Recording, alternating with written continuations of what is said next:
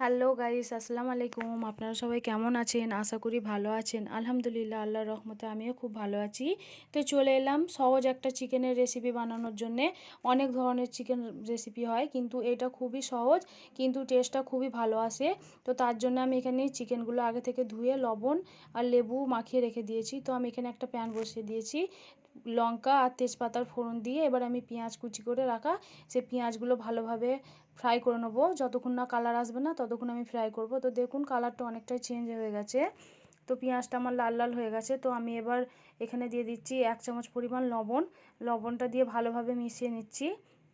1 চামচ পরিমাণ দিয়ে দিচ্ছি রেড চিলি পাউডার। এটার কারণে খুবই ভালো হয় কালারটা। খুবই সিম্পল মশলা দেবো, তো কালারটা খুবই ভালো আসে। তো তার জন্য আমি এখানে রেড চিলি পাউডার দিয়েছি। 1 চামচ দিয়ে দিচ্ছি লাল মির্চ। তো ভালোভাবে সব কিছু মিক্স করে নিয়ে আমি একটু পানি দিয়ে দিচ্ছি, কারণ পেঁয়াজটা পুড়ে যাবে। তার জন্য আমি হালকা করে একটু পানি দিয়ে ভালো করে কষে নিচ্ছি। তো এখানে দিয়ে দিয়েছিলাম 1 চামচ আদা বাটা, সেটা আর দেখানো হয়নি। তো তারপর দিয়ে দিচ্ছি ধুয়ে রাখা চিকেনগুলো, যেগুলো লবণ মাখিয়ে রেখে দিয়েছিলাম, লবণ আর লেবু। তো সেটা ভালোভাবে মিক্স করে আমি একটু ঢাকা চাপা দিয়ে দেবো। চিকেনের মধ্যে যে এক্সট্রা পানিটা ছিল সেটা শুকিয়ে আসবে। তো তার জন্য আমি একটু ঢাকা চাপা দিয়ে দিচ্ছি। চিকেনের এই পানিতেই পুরো চিকেনটা সেদ্ধ হয়ে যাবে।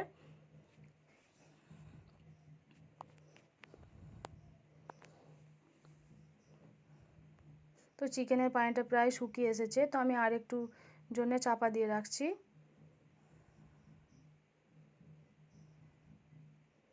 তো সব কিছু ভালোভাবে দেখুন, ভালো করে পানিটা শুকিয়ে এসেছে। এবার যে বাকি মশলাটা আমি এর মধ্যে দিয়ে দেবো।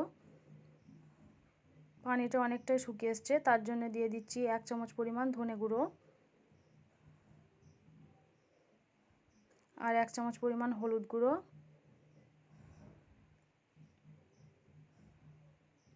1 চামচ পরিমাণ জিরে গুঁড়ো। সব কিছু দিয়ে এবার ভালোভাবে মিক্স করে নেব।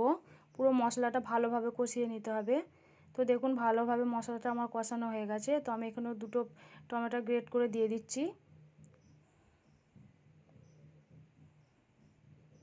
অবশ্যই গ্রেট করে দেবেন, তবে গ্রেভিটা খুবই ভালো আসবে। তো দেখুন আমি দুটো টমেটো এরকমভাবে গ্রেট করে দিচ্ছি। চিকেনে কোনো পানি ছাড়াই চিকেনটা কিন্তু সেদ্ধ হয়ে গেছে। বাকি যে অল্প একটু সেদ্ধ বাকি, সেটাই টমেটোর পানিতেই সেদ্ধ হয়ে যাবে। তো আমি এখানে কোনো এক্সট্রা করে কোনো পানি দেবো না। খুবই ভালো হয় খেতে। পানি ছাড়াই কিন্তু চিকেনটা পুরোপুরিভাবেই হয়ে যায়। যারা শুকনো শুকনো খেতে পছন্দ করেন তাদের আর কোনো পানি দেওয়ার প্রয়োজন নেই।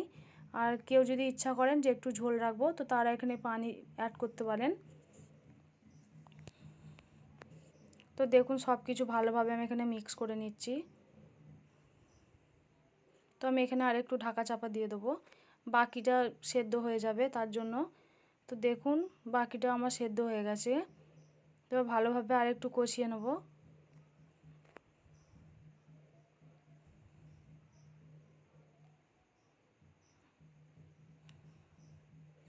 দেখেই বুঝতে পারছেন যে চিকেনটা পুরোপুরিভাবে সেদ্ধ হয়ে গেছে।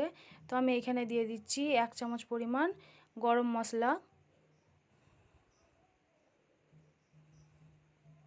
গরম মশলাটা দিয়ে ভালোভাবে এখানে মাখিয়ে নেব আমি।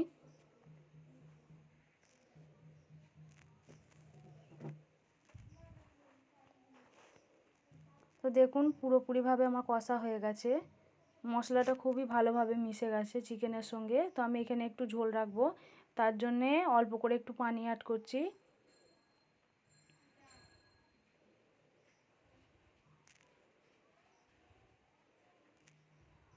তো কেমন হয়েছে রেসিপিটা অবশ্যই জানাবেন, খুবই ভালো হয়।